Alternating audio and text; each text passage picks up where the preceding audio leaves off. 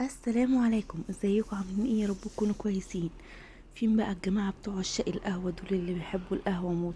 تعالوا بقى بينا عشان هنعمل القهوه النهارده، او القهوه سريعه الذوبان. هنعملها سخن وهنعملها ساقع، وهتدعولي. احب اعرفكم نفسي في البدايه، انا ايمان من قناه الشيف ايمان الميداني. اتمنى اللي اول مره يشوف قناتي ينزل يشترك في القناه ويفعل زر الجرس عشان يوصلكوا كل جديد. معايا هنا كوبايه من القهوة سريعة الذوبان، وعليها كوباية من السكر، نفس الكوباية اللي بنعاير بيها، وكمان كوباية من المية. تمام. هنحطهم كده في العجان، او بمضرب يدوي، او بويسك، اي حاجة عندك ممكن تشتغلي بيها لحد ما تدينا القوام الجميل دوت الكريمي ده.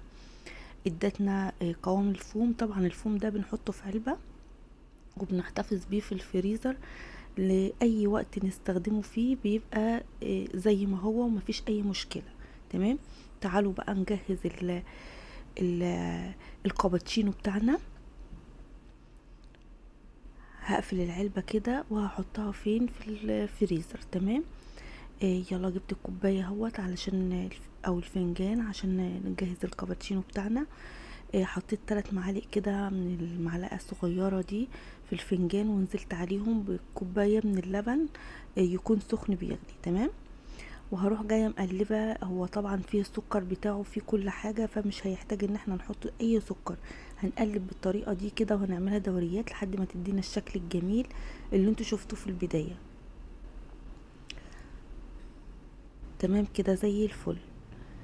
كده القهوة السخنة معانا جاهزة وبألف هنا. يلا بقى نجهز القهوة الباردة. احب افكركم ما تنسوش اللايك والشير والاشتراك في القناة.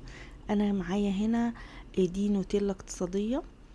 هبقى اسيب لكم اللينك بتاعها في صندوق الوصف.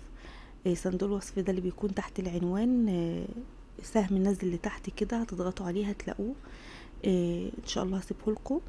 وهحط كده معلقتين من الفوم اللي انا عملته،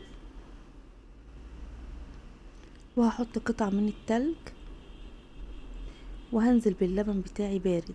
تمام. وهروح جايه مقلباه تقليبتين حلوين كده، وكده بيبقى معايا القهوه البارده اللي هي الايس كوفي، وتكون جاهزه. والفتره الجايه ان شاء الله عايزه دعم منكم كده، لاني هعمل لكم كل مشروبات ستاربكس. ويا رب الفيديو يكون نال اعجابكم. ما تنسونيش في اللايك والشير والاشتراك في القناه.